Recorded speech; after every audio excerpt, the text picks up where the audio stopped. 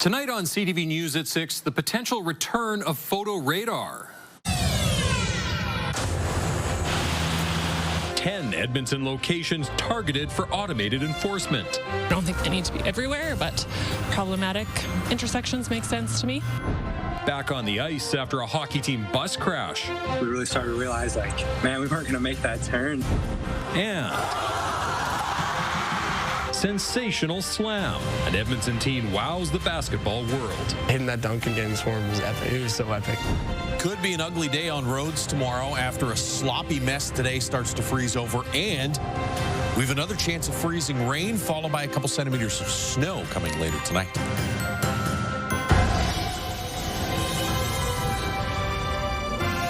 CTV Edmonton, local breaking news with Jeff Hastings. Good evening. Photo radar could return to Edmonton intersections in the future. The city has asked the province to approve an exemption to once again allow the use of automated enforcement. Amanda Anderson reports. These automated traffic enforcement cameras may no longer snap a photo of drivers going too fast, but they still capture data. It gives us an opportunity to look back and see comparatively to previous years when we were sending out violations, what are the trends going on with driver behavior? The city's safe mobility director doesn't like what she sees. Since the province put an end to speed on green enforcement, Jessica Lamar says speeding is on the rise. The biggest of which is an 87% increase in vehicles that are traveling between 20 and 29 kilometers per hour over the speed limit, which is a very serious safety concern. Something people on the road say they've noticed too. To me that there's more accidents since it's been gone, and people who call it a cash cow, if you don't speed, you don't get fined. So there has to be some way of controlling speeding. The city teamed up with the University of Alberta to examine the data. 10 locations have been identified that meet the criteria for an exemption. The city has submitted business cases to the provincial government for review. It requires a lot of data analysis and work, as well as we need to have established that there were no other things that could help reduce the speeding in that location. It's something drivers we spoke with would support. I don't think they need to be everywhere, but problematic intersections make sense to me. Because I think it would cut down on the speeding, which would cut down on the accidents. Lamar doesn't know how long it will take for an answer, but says with 31 traffic deaths so far this year, she hopes it's soon. Progress that we made towards Vision Zero since 2015 with automated enforcement as a tool was substantial, and we are seeing that sort of reverse. A tool the city hopes to have reactivated at all 80 of its speed on green locations down the road. Amanda Anderson, CTV News, Edmonton. Edmonton's Jewish community is celebrating Hanukkah under extra security following an anti-Semitic terror attack in Australia. 15 people who were marking the first night of Hanukkah in Bondi Beach were shot and killed. The Jewish Federation of Edmonton says it was incredibly important to go ahead with its menorah lighting at the Alberta legislature yesterday. It says it was not only a show of unity, but a public showing the community will not hide its Judaism. We've been living very proud public Jewish lives in this province for the last 130 years. There's no need to stop. My message to the community on Friday, I sent out a Shabbat message and I said, put your menorahs in your windows. Let people see them and really take strength in your identity. The Federation says Alberta sheriffs and Edmonton police had an increased presence at the legislature. It says every Jewish community event and program will have extra layers of security. The Athabasca Rivermen stepped back onto the ice days after their bus crashed on a northern Alberta highway. 2 players were sent to the hospital. Gates Guarin has more. It was an easygoing practice for the Athabasca Rivermen. Probably going to take it a little slow today, just so anyone that's still feeling a little slower doesn't, tweak anything. Just days ago, the Northern Junior Hockey team's bus crashed into a ditch on Highway 2 near Athabasca. Goalie John Thackerberry was one of the players sitting up front. We really started to realize, man, we weren't going to make that turn. So we go down in the ditch. Thankfully, the bus driver didn't, try to, fight it too much, or we probably would have flipped, to be honest. Head coach Dylan Rouse says the team immediately checked on each other after the crash. We quickly realized that the people at the front of the bus were the ones that were for sure going to take the majority of that impact. And that's when a number of the guys jumped up from their seats and went to the front to check on the guys up there. RCMP say the highways were partially covered in snow and ice as the temperature dropped to minus 37. It's one of those files where we count our blessings and, that no one was injured more and that we were able to respond quick enough that there was no, as you said, either hypothermia or any cold effect as well. It's not necessarily something that you ever expect to happen. Thackerberry and another one of his teammates were taken to hospital for CT scans and x-rays.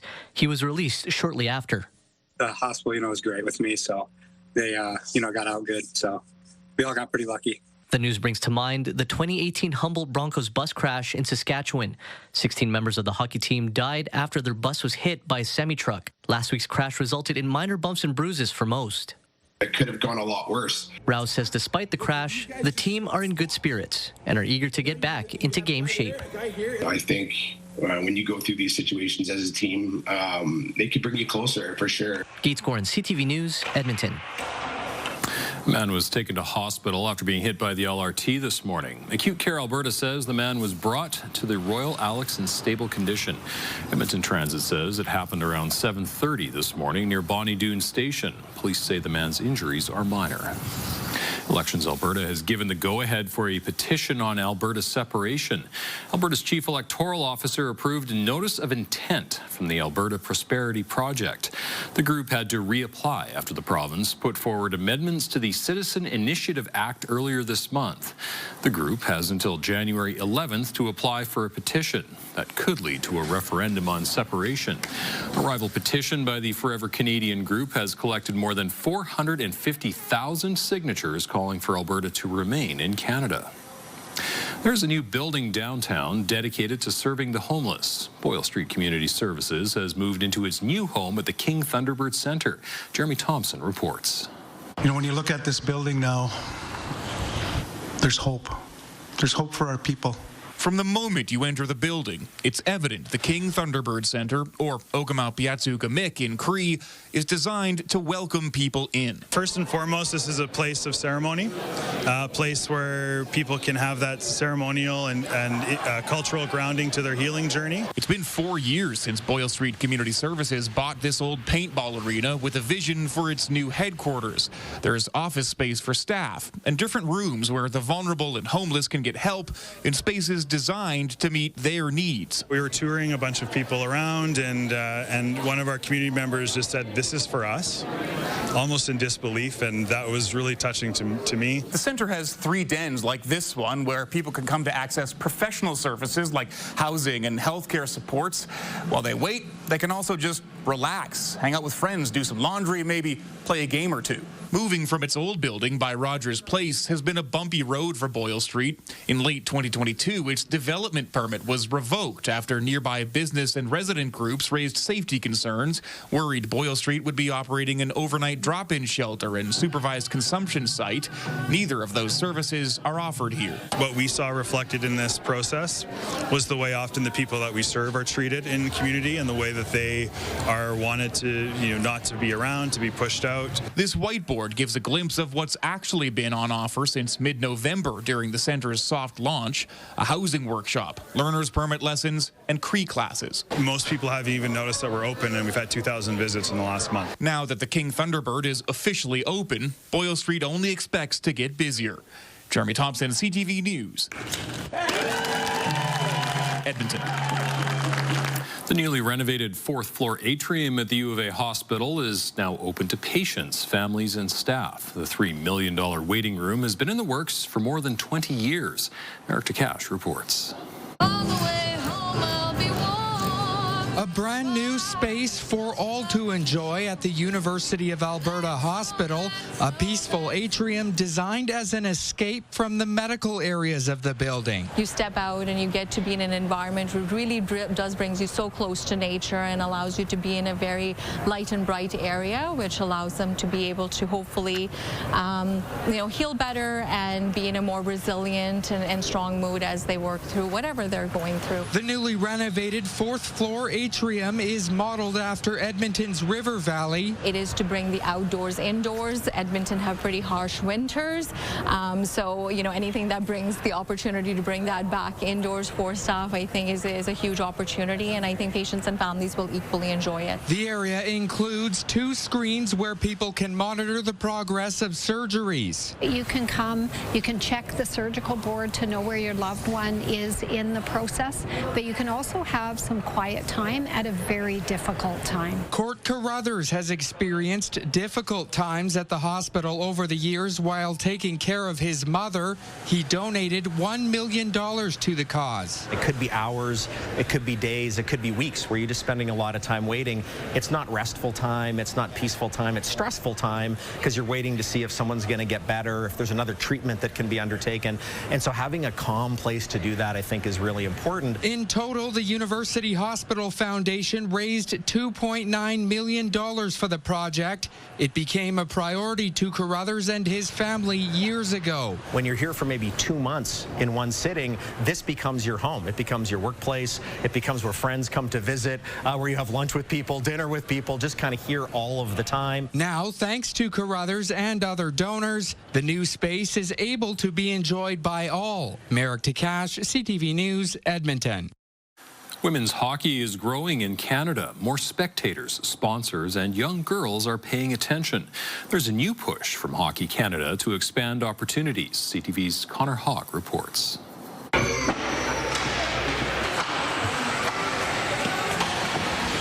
I find with the female team, our team especially this year, is an amazing group of young girls, and we have grit. Becky Purdom with the St. Albert Speed is hopeful for the future of female hockey. She says right now the Speed struggles to find teams to play. If the girls are starting out young in hockey, maybe they're used to playing with boys in kind of that environment. There's lots of girls on our team last year and this year who are brand new to hockey. In Edmonton on Saturday, Hockey Canada announced 14 key barriers that prevent girls from thriving in hockey. Our committee is energized by the potential for our sport in our country. And now it's on all of us to help bring these recommendations to life. They include the sport's organizational structure itself, as well as unequal funding, corporate and community investment, and visibility. The first stage in the plan to combat it is the upcoming Rise as One campaign. We want all women's and girls players in Canada wearing that same sticker this season, whether you're on the road to Milan or playing grassroots hockey in your home community. It's part of Vision 2030, which aims to get 170,000 women and girls playing hockey in Canada by 2030, a point that's personal for former Olympian Jillian Apps, with 2 young daughters of her own. For me, thinking about the 2 of them playing hockey in Canada, and if I can have any part in making their experience better, even better than mine was, that makes me so happy. Over the next few months, Hockey Canada says research will be conducted so its hockey steering committee can make recommendations in the spring. Seeing the girls all together on an all-girls team, it's an amazing dynamic. And so I hope that more girls have that opportunity from a younger age. More campaigns will be launched in the coming years, hoping to make Vision 2030 a reality. Connor Hogg, CTV News, Edmonton. An Edmonton man with a well-known Christmas display in his front yard has taken his talents to a Ukrainian community hall. Jerry Dolenchuk's second major Christmas display of the season is in the Ukrainian Youth Unity Complex in North Edmonton. From caroling bears to Old St. Nick and a pair of reindeer, it's an installation done for hundreds of children and seniors attending events at the hall. None of it comes from his home display. A lot of it I bought just specially for this. Now I've actually bought more stuff for next year already because you get your best prices at this time of the year. But I'd say 90% is new and 10% is from some of my old stock, but nothing comes from the house. You don't take nothing out of the house. We have lots of children here, and this brings a lot of joy, happiness, and Christmas spirit to our building. Dolenchuk says setting up a display inside is much easier than working outside in the cold and the snow. So let's hope he's got everything else up outside, Josh. Yeah, although it wasn't all that cold through the course of the day today, and the snow was melting. It was beautiful. This was a one and done. Temperatures are back below zero for daytime highs starting tomorrow, which it will be welcome news after a lot of melting through the course of the day today. The problem is going to be roadways and sidewalks later on tonight and overnight. Everything freezes over once again. It's 3 degrees downtown Edmonton right now. Look west of the city. Stony Plain is still at 7 right now. Villeneuve Airport, though, has slipped to -2. Downtown, we actually got to 8.5 for a daytime high today. So we'll round that up to 9. Looks like this is the second warmest December 15th on record. Only December 15, 1980. The record setter at 10 degrees. That's the only other December 15 warmer than what we had out there today, which is remarkable because at the end of last week, we were looking at -20s for daytime highs. End of this week, we're back in the -20s for daytime highs, but tomorrow should be close to average at around -5. You get some rain and some freezing rain in east central Alberta. That purple zone, that's some ice pellets falling on the southern edge of a snow zone that has been producing some heavier snow in parts of northern Alberta. North of Fort McMurray, there's actually a snowfall warning in place. I don't think we'll see warning level snow, but we'll probably pick up a couple centimeters overnight tonight, and that comes after a chance of freezing rain again. Somewhere around 9, 10 o'clock tonight, you get a chance of freezing rain, then 1 to 4 centimeters of snow and some gusty wind through the overnight period. No snow tomorrow. Should see some sunshine in the afternoon, and the wind will back off as well. Not a bad day, all in all. -5, partly cloudy, light wind. It's just going to be tough going on roadways, so give yourself some extra time tomorrow. Okay, thank you, Josh. Coming up, making spirits bright. You see the look on a kid's face when they see lights that are lit up, and you can see that feeling of Christmas or the holidays on their face. A local Christmas light installer working non-stop to deck the halls will tell you this year's trends. Also ahead. They opened the pack and hit the big chase card worth $800. Local shop is trading a pack of Pokemon or hockey cards for non-perishable food items.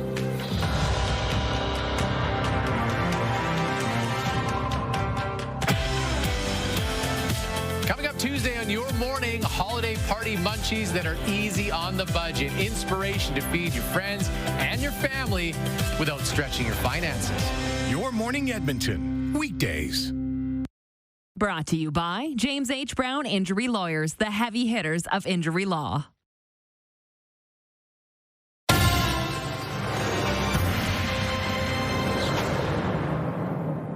A local Christmas light installer says he is swamped with requests. His company is completely booked right up until Christmas.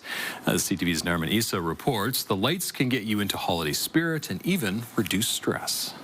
These are color changing, so you can do anything you want with them. The crew at Edmonton's 5-star holiday decor have been working non-stop, hanging up Christmas lights over the past few weeks.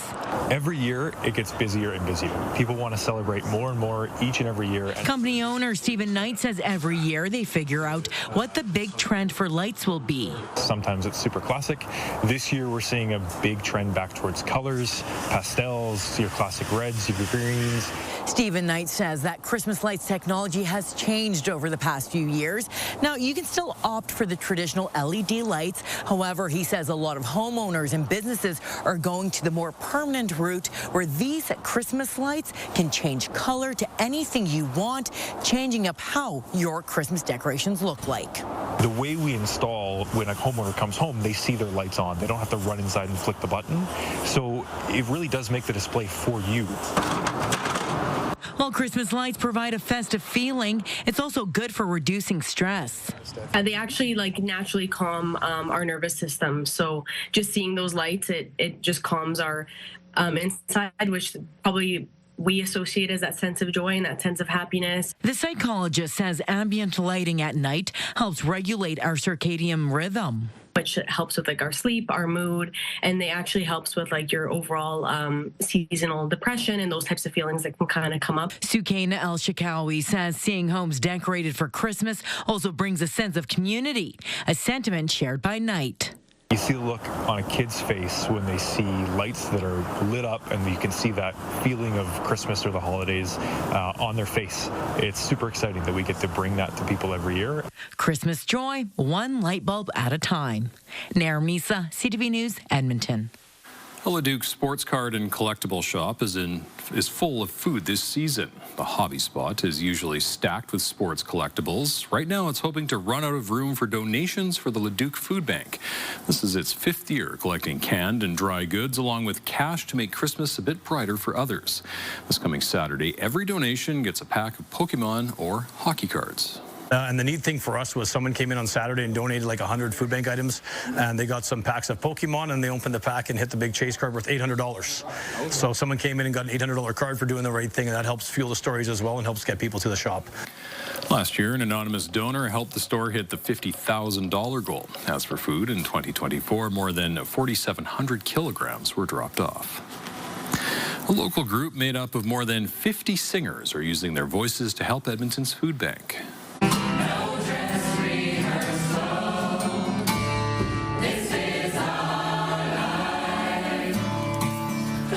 Collective is an adult community choir that sings covers of different genres, including folk and rock.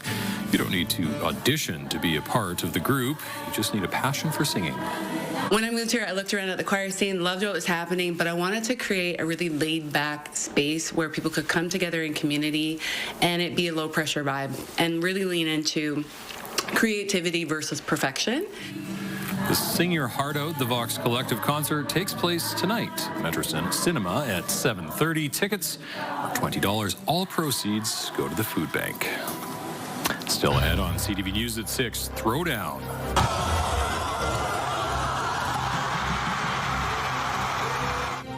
A local high school student impresses more than just judges with a slam dunk. Here is a safe space that they're familiar with, so they can have a picture with Santa. And making Christmas celebrations more accessible for neurodivergent kids. Things starting to freeze over here in the next couple of hours, and then we get a risk of freezing rain, changing over to snow, and a cool down starts tomorrow. Back into a deep freeze by the end of the week. All those details after the break. Programming brought to you by Century Casino. 3 great locations: Edmonton, St. Albert, and Century Mile. Programming brought to you by James H. Brown Injury Lawyers, the heavy hitters of injury law.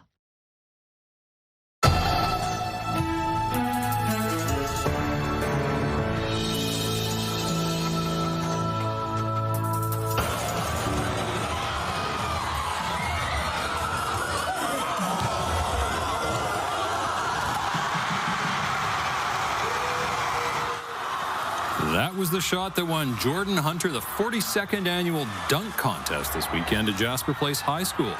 The 12th grader plays on the senior boys basketball team. His dunk has since spread across social media, including a post from TSN.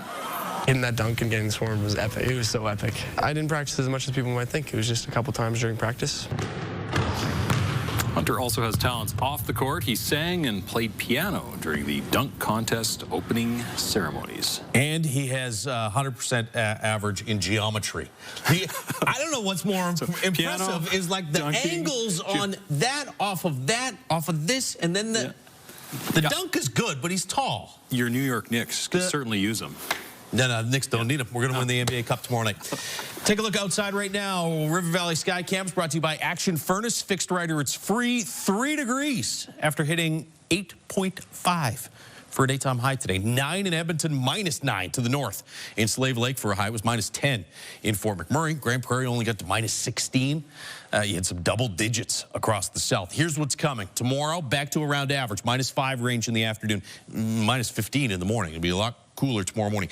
We'll drop to about -16 for Wednesday, -10 range Thursday. And then here's your deep freeze, which lasts from Friday right through to early next week. It does look like temperatures by Christmas Day should moderate a little bit, although still probably below average through Christmas Day and Boxing Day. Wind warning in effect for the areas in green. We've had reports of a number of semis tipped over and in the ditch because of wind gusts up over 100 kilometers per hour. Here's your snowfall warning. And Icefields Parkway is actually closed to traffic because of this. Could see upwards of 50 centimeters of snow along parts of the Icefields Parkway by Wednesday, the end of the day Wednesday, because there's another heavy pocket coming through. You get some tonight and then another one tomorrow. Here's where most of the snow is falling right now. To the south of this, you have either some ice pellets in the purple zone or some freezing rain here in the greens and pink zones. For Edmonton, we're still a couple hours away from this cold front sliding through, but somewhere around 9, 10 o'clock tonight, that drops in on the southern edge of it. Chance of freezing rain and then snow. So we'll see how quickly this flips over, but there might be a coat of ice and then 1 to maybe as much as 4 centimeters of snow on top of that.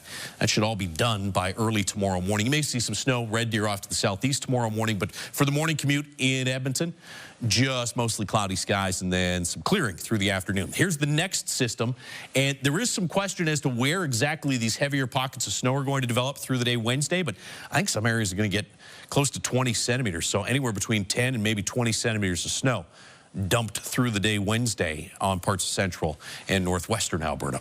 Minus 18 in Fort McMurray right now. It's minus 20 in Grand Prairie. We've cooled off to 3 in Edmonton after hitting 9 for a high earlier today. We'll drop back below 0 here in the next couple of hours. There's your chance of freezing rain, then some snow overnight. Gusty as well, gusts to about 30 or 40 kilometers per hour. Light wind for tomorrow, though. Temperatures minus 15 in the morning, back to minus 5 under partly cloudy skies tomorrow afternoon. There's your snow Wednesday. This is probably a significant dump of snow through the day Wednesday. Temperatures falling, minus 10 in the morning, minus 16 in the afternoon. Minus 10 Thursday, and that could be another 2 to 5 centimeters worth of snow late Thursday. Then the cool down really settles in as daytime highs drop significantly by Friday, Saturday, back into the minus 20s for daytime highs. Thanks, Josh. It's the time of year for holiday parties. One local organization is working to make the festivities more accessible to neurodiverse kids.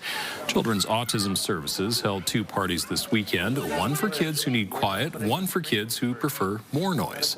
The sensory-sensitive party included dimmed lights, snow music, and a controlled space to take pictures with Santa. The other party had music, a bouncy castle, and other tools to keep kids stimulated. The organization says it's a reminder there are many different kids with different needs. That sense of belonging for families and kids is really critical. And they also get a chance to get a picture of Santa. Sometimes they can't handle having a picture of Santa in the mall, but here is a safe space that they're familiar with. So they can have a picture with Santa and experience all the things that all the kids can experience as well in a safe and welcoming environment. Children's Autism Services says this was a way to ease stress on parents who want their kids to enjoy the holidays. Stay with us. Still ahead on CTV News at 6, anguish and anger. He was just full of life, positivity. It was his mission to bring the light of Judaism into the world. Remembering the dead killed in an anti-Semitic terrorist attack in Australia. And you are a meathead. Son of a famed Hollywood actor and director arrested after his parents were killed. Programming brought to you by James H. Brown Injury Lawyers, the heavy hitters of injury law. Boys, donate today at ctvedmonton.ca.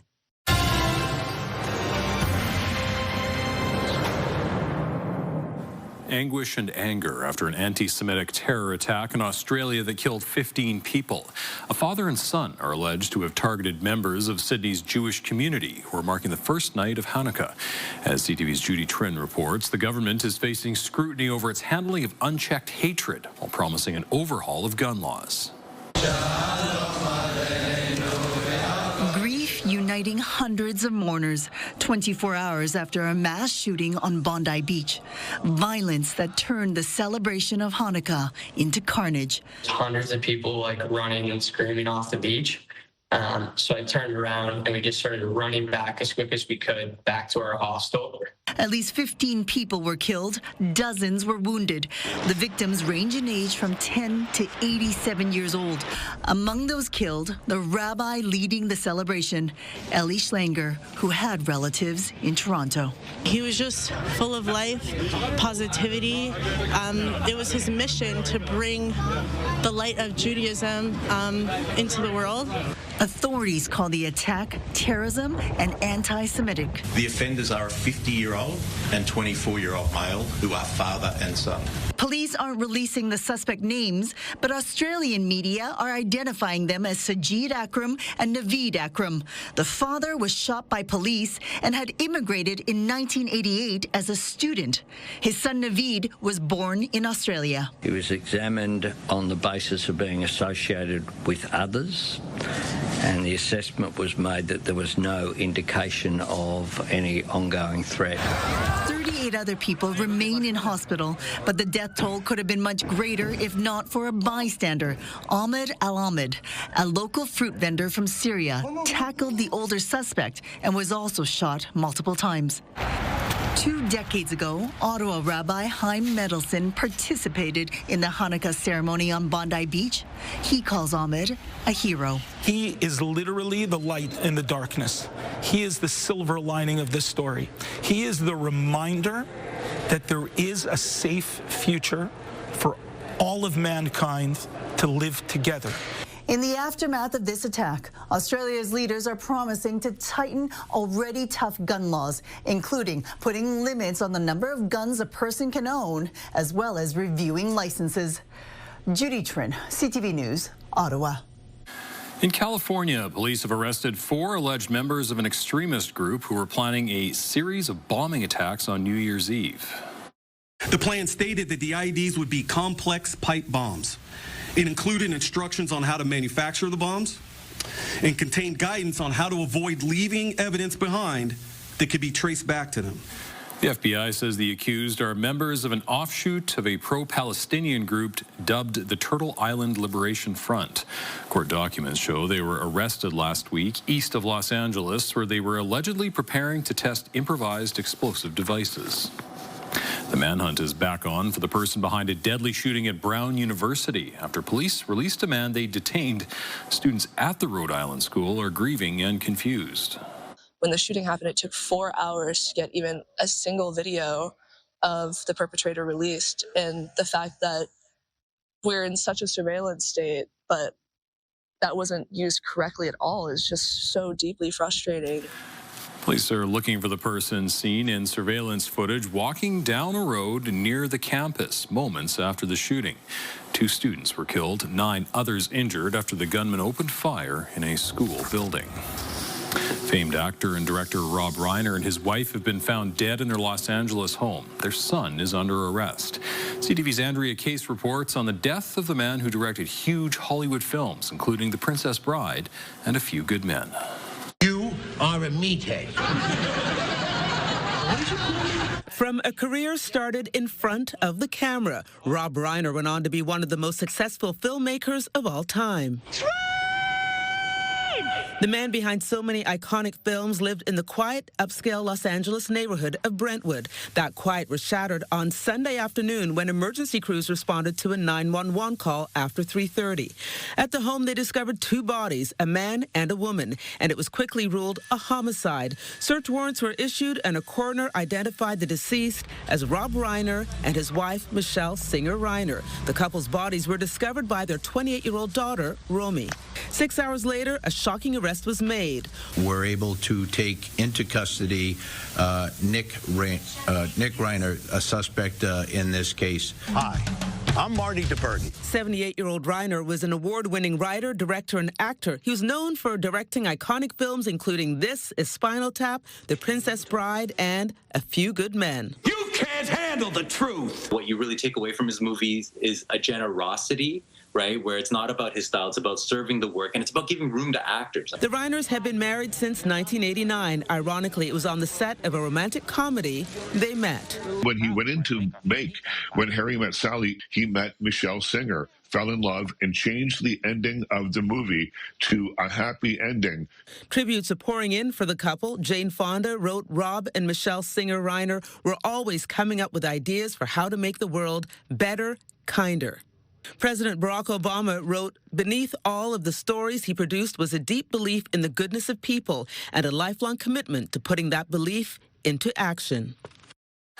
While tributes poured in for Rob Reiner, something different came from the U.S. president on social media. Donald Trump called the murders very sad, then went on to say they were reportedly due to the anger he caused others through his massive, unyielding, and incurable affliction with a mind-crippling disease known as Trump derangement syndrome. No evidence has been offered to support a political motive. Michelle Reiner was a photographer who took the picture used on the cover of Trump's book, The Art of the Deal. BC is bracing for another round of heavy rain, and once again, flood warnings and highway closures are in effect. Environment Canada has issued orange-level warnings for parts of the Fraser Valley, which is expected to receive up to 80 millimeters of rain. It's issued yellow warnings for Metro Vancouver. The BC River Forecast Centre says flooding in areas close to water is likely. Still ahead, inflation holds steady despite grocery prices climbing. The prices that we're interacting with every day that show prices have increased way more than our wages. What's driving the price hike also ahead? It's a very dangerous precedent that the town of Canmore are attempting to establish. A fight over a special housing tax in Canmore. And here's a live shot from the CTV drone of the Alberta legislature decked out for the Christmas season. A beautiful day, but the weather is going to change. Stay with us. Programming brought to you by James H. Brown Injury Lawyers, the heavy hitters of injury law. Looking at the markets, the Canadian dollar closed near 72 cents U.S. Oil was down at 62 cents, closing the day at $56.82 a barrel. Gold was up nearly $7. The TSX and the Dow Jones both finished lower, down 43 points and 41 points, respectively. Inflation held steady in November, climbing at the same rate as October, according to the latest Statistics Canada data. Despite the headline number, affordability challenges still plague Canadians. CTV's Colton Prail reports. Today's data paints a pair of contrasting pictures. A national economy showing signs of improvement, but one where Canadians seeing their monthly and weekly bills climb even higher. At a headline 2.2% increase, inflation in November was on par with October. But core metrics closely monitored by the Bank of Canada dropped below 3% for the first time since March, a sign its fiscal policy is working. But ask Canadians how they feel about the economy, and it's a very different picture. It's the prices that we're interacting with every day that show prices have increased way more than our wages. And so you have that sticker shock value when you're at the grocery store, when you get your cell phone bill every month. Prices for fresh or frozen beef are up nearly 18% year over year. Coffee is almost 28% more expensive. And this month, higher prices for fresh fruit, berries, sugars, and confectionery mean grocery prices are 4.7% higher year over year, the biggest jump in 2 years. Canadians are also paying more for their cell service, which climbed nearly 13% this year. According to Thiessen, part of the reason Canadians are feeling the impacts of inflation more is that in the last 4 years, food prices are up roughly 30%, while wages climbed only 20%. Colton Prail, CTV News, Ottawa. Home sales in Canada experienced a sharp decline last month. The Canadian Real Estate Association says the market is now veering into a holding pattern just weeks before the new year. Last month, sales dropped 11% compared to November 2024, with just under 34,000 properties changing hands across the country. The data also shows a drop in sales month to month compared to October. A tax meant to help address Canmore's housing crisis is rubbing some homeowners the wrong way. Now they're taking the town to court. CTV's Tyler Barrow has more. Canmore has implemented a vacancy tax. Now homeowners who don't call Canmore home, or at least their main place of residence, are fighting back in court. Totally inequitable and unfair. Young owns a duplex in Canmore, spending at most 6 days a month in the mountain community. The new tax will add 0.4% to the assessed value on the municipal portion of his tax bill, and other second homeowners spending fewer than 183 days in the community, with at least 60 of those days being consecutive. For example, the owner of a median assessed residential condo valued at just over $750,000 would pay approximately 0.2% in residential taxes, coming to nearly $1,500, plus the additional 0.4% livability tax. tax, adding over $3,000. All in, their municipal taxes bill would top $4,500. It's a very dangerous precedent that the town of Canmore are attempting to establish. Last Monday, Young was one of 6 second homeowners who brought forward an application to the Alberta Court of Appeal arguing against the vacancy tax. Adam Zachary drives 4 times a week from north of Cochrane to Canmore to work as a tour bus driver. He did live in the community from 2013 to 2022. Unrealistic to expect to live in Canmore for what would traditionally be an otherwise well-paying job. The town wants to use the revenue collected from the taxes to build 2,000 new non-market homes for people like Zachary. The mayor of Canmore says the status quo simply doesn't work, adding, "What we need are tools to address our housing challenges, and the livability tax program is the tool that we currently have at our disposal. We plan to continue with this program unless a greater authority directs us otherwise." In September, Premier Daniel Smith gave Public Affairs Minister Dan Williams a directive to protect Albertans from specialized municipal taxes. In a statement, he said, "Albertans shouldn't be unfairly taxed no matter where you live in the province. The Premier and I have been clear, including in my mandate letter, that we will work with our municipal partners to find practical solutions that ensure Albertans see fair and predictable property taxes." It isn't clear yet what role the province may play as the case makes its way through the Alberta Court of Appeal. Tyler Barrow, CTV News, Canmore. Still ahead, exploring tech further. You can only use these cards like 3 times before it's just a mess. So we're like, well, maybe AR would work. How a local game designer is using augmented reality in a new card game.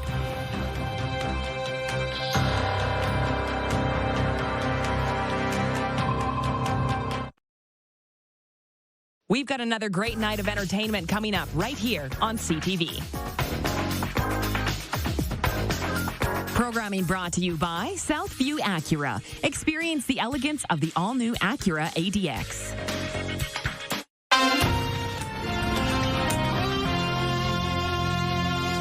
A local game designer is incorporating tech into a new card game. CTV's Gates Gorin has more on how augmented reality is taking a simple game to the next level.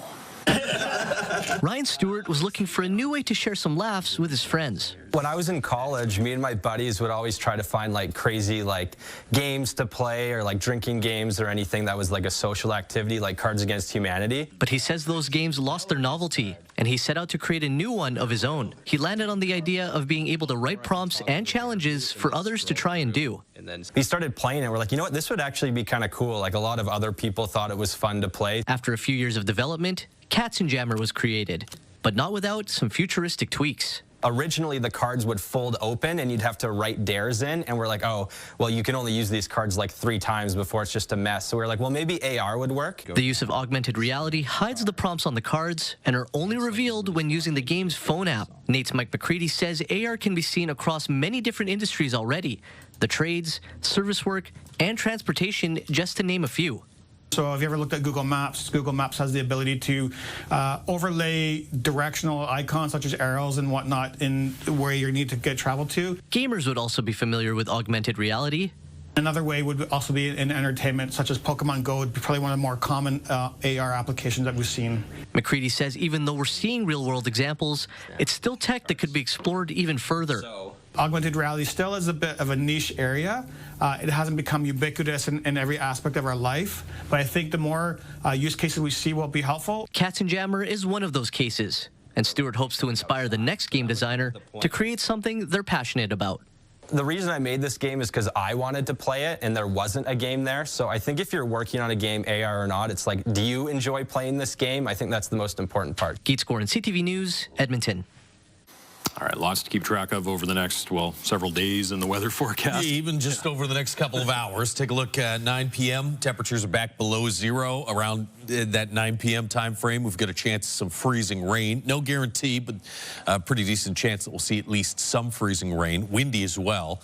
And then it changes over to snow. We could see anywhere between 1 and 4 centimeters of snow. That should all be out of here by tomorrow morning, although the roads are going to be an icy mess. Minus 15, which, I mean, even if we didn't have that freezing rain and snow overnight tonight, after the big melt today, everything's going to be an icy brick tomorrow. Minus 5 tomorrow afternoon under partly cloudy skies. Minus 16 with some heavy snow potentially on Wednesday. Come back tomorrow, we'll have a better idea on amounts, but could be 10 to 20 centimeters. Okay. Thank you, Josh, and thanks for sharing your time with us. Have a great evening, everyone.